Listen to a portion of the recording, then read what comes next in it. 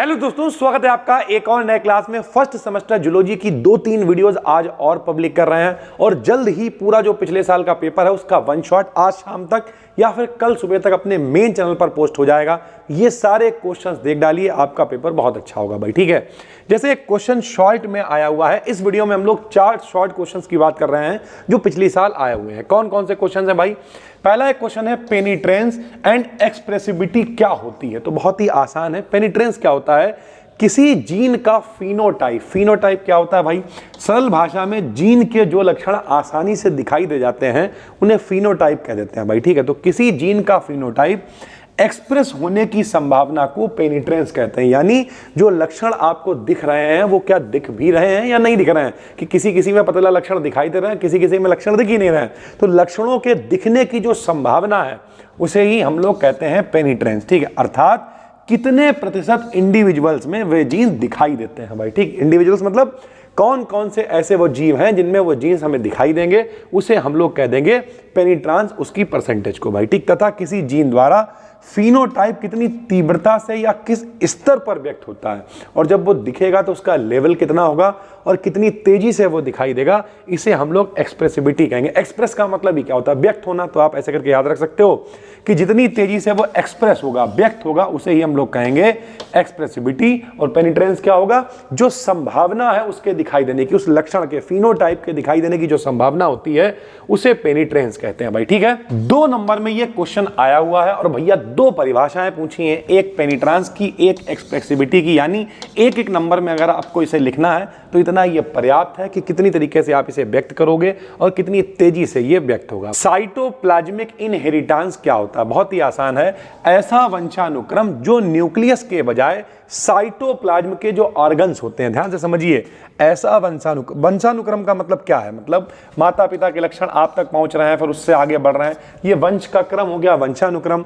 अगर ये न्यूक्लियस से ना बढ़े बल्कि जो साइटोप्लाज्म के ऑर्गन्स हैं, कौन कौन से होते हैं? जैसे माइटोकॉन्ड्रिया होता है, क्लोरोप्लास्ट होता है, इन सब के जरिए नियंत्रित होते हैं जीन्स में, तब हम लोग उसे साइटोप्लाज्मिक इनहेरिटेंस कहते हैं। ध्यान से समझिए, माता पिता के लक्षण आप तक कैसे पहुंचे हैं? तो सरल भाषा में लोग कहते हैं कि माता पिता के जो जीन्स हैं वही तो गुणसूत्र। अरे मम्मी के पास गुणसूत्र कितने हैं? मान लिया मम्मी के पास 46 गुणसूत्र हैं, ठीक है, जिनमें से जो लिंग गुणसूत्र होता है वो कौन सा होता है? XX होता है। पापा के पास XY होता है। मम्मी से हमें X गुणसूत्र मिलता है, पापा से Y बनता तो लड़का बन जाता है, यहाँ से भी X मिलता है, यहाँ से भी X मिलता तो लड़की बन जाती है। ओवरऑल बात करें तो जो गुणसूत्र माता पिता से हमें मिलते हैं उन्हीं के ऊपर क्या होते हैं? जीन्स होते हैं, और उन जीन्स से ही जो माता पिता के लक्षण है वो हम तक पहुंचते हैं। तो अगर वो नियंत्रित हो रहे हैं माइटोकॉन्ड्रिया के द्वारा, क्लोरोप्लास्ट वगैरह के द्वारा, साइटोप्लाज्म के जो भी ऑर्गन्स हैं इनके द्वारा अगर वो कंट्रोल हो रहे हैं, तब हम लोग उसे कह देते हैं साइटोप्लाज्मिक। नाम ही क्या उसका?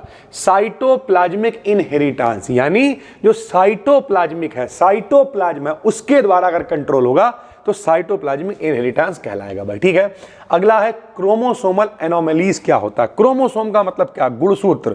और एनोमलीज का मतलब क्या? यानी जब भी कभी किसी भी प्रकार का एनोमलीज मतलब चेंज हो जाएगा, परिवर्तन हो जाएगा, कुछ अलग होगा, कुछ डिफरेंट होगा, तो गुणसूत्रों की संख्या या बनावट में होने वाले किसी भी परिवर्तन को क्रोमोसोमल एनोमलीज कहते हैं।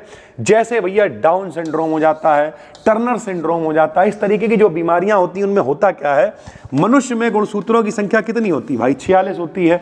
पता चला एक गुणसूत्र गड़बड़ हो गया, 45 रह गई। पता चला एक एक्स्ट्रा गुणसूत्र बन गया, 47 हो गई। और इस तरीके की बीमारियां हो जाती हैं। और कई बीमारियां ऐसी होती जिनमें पता चला आंखें बड़ी हो गई, कद छोटा रह गया, व्यक्ति मंदबुद्धि हो गया, खोपड़ी बड़ी हो गई। इस तरीके की बहुत सारी बीमारियां होती हैं जो गुणसूत्रों के एनोमलीज यानी अलग अलग तरीके से डिफरेंट तरीके से चेंजेस के कारण हो जाती हैं भाई। ठीक है, तो ये सारे क्वेश्चन 2-2 नंबर में पूछे गए हैं।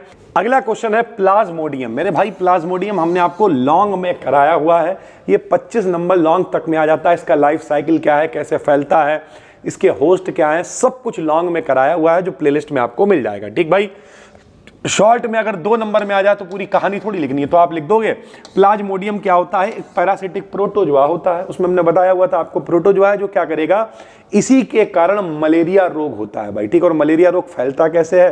तो जो मादा एनोफिलीज मच्छर होता है, यानी जो फीमेल मच्छर होता है, इसी के कारण बनता है। और इसका प्रसार किसके द्वारा होता है? जो फीमेल मच्छर होता है, फीमेल एनाफिलीज मच्छर होता है, उसके द्वारा मलेरिया रोग फैल जाता है। 2 नंबर में अगर पूछेगा तो आपको बहुत नहीं लिखना होता है, 3 4 5 लाइनें आप लिखोगे और आपको आराम से नंबर मिल जाएंगे भाई, ठीक है। तो ये 4 क्वेश्चंस भी पीछे पेपर में आए हुए हैं, इन चारों को भी पढ़ के जाइए। इनमें से अगर चारों रिपीट हो जाते हैं तो शायद 8 नंबर आपके पक्के हो जाएंगे, 2 भी रिपीट होते हैं तब भी 4 नंबर तो पक्के हो ही जाएंगे। हम मिलते हैं आपसे एक और वीडियो में, तब तक के लिए धन्यवाद, थैंक यू।